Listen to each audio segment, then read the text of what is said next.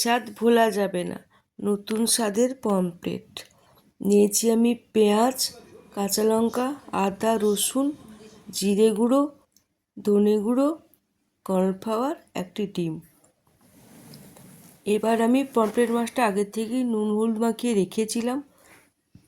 আস্তে আস্তে মশলাগুলো দিয়ে 15-20 মিনিট মাখিয়ে রাখবো।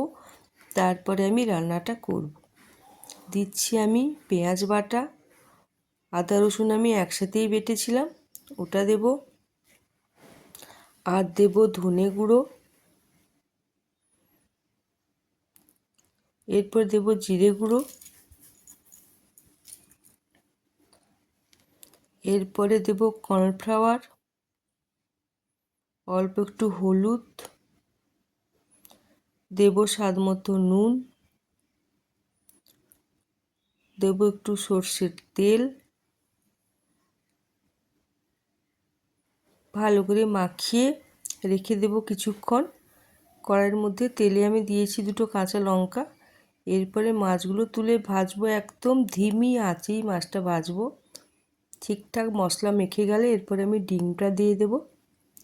এরপরে দেব আমি অল্প টমেটো সস। রান্না আবার রেডি হয়ে যাবে। নতুন স্বাদের পমফ্রেট খেয়ে দেখুন, ভালো লাগবে, সবাইকে খাওয়ান। ধন্যবাদ।